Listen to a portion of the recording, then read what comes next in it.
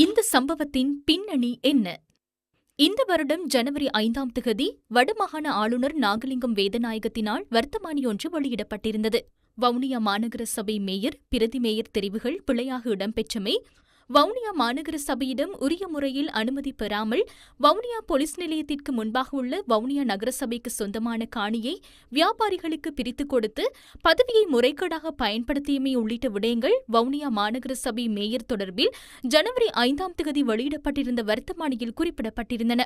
இதேவேளை சட்ட வரையறைகளுக்கு அமைய உள்ளூராட்சி ஆணையாளர் வழங்கிய ஆலோசனைகள் தொடர்பில் தவறான மற்றும் திரிவுபடுத்தப்பட்ட கருத்துக்களை கூறி சபையை தவறாக வழிநடத்தியுள்ளதாக சாவகச்சேரி நகரசபையின் உபதவிசாளர் மீது குற்றச்சாட்டுகள் சுமத்தப்பட்டு பிப்ரவரி 13ஆம் திகதி மற்றுமொரு வர்த்தமானியை வெளியிட்டிருந்தார்.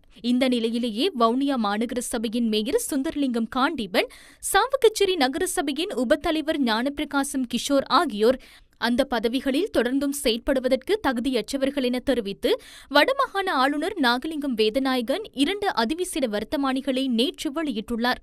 வவுனியா மாநகர சபை, சாவகச்சேரி நகரசபை ஆகியன ஜனநாயக தமிழ் தேசிய கூட்டணியின் ஆட்சியின் கீழ் உள்ளன. 1947ஆம் ஆண்டின் 29ஆம் இலக்க மாநகர சபைகள் கட்டளை சட்டம், 1939ஆம் ஆண்டின் 61ஆம் இலக்க நகர சபைகள் கட்டளை சட்டம் ஆகியவற்றின் கீழ் தமக்கு வழங்கப்பட்டுள்ள அதிகாரத்திற்கமைய வடமாகாண ஆளுநர் இந்த அதிவிசேட வர்த்தமானிகளை வெளியிட்டுள்ளார். இதற்கமைய நேற்று முதல் அமலுக்கு வரும் வகையில் வவுனியா மாநகர சபையின் மேயர், சாவகச்சேரி நகர சபையின் உபதவிசாளர் பதவிகளிலிருந்தும் உள்ளூராட்சி மன்ற உறுப்புரிமைகளில் இருந்தும் நீக்கப்படுவதாக வர்த்தமானிகளில் தெரிவிக்கப்பட்டுள்ளது.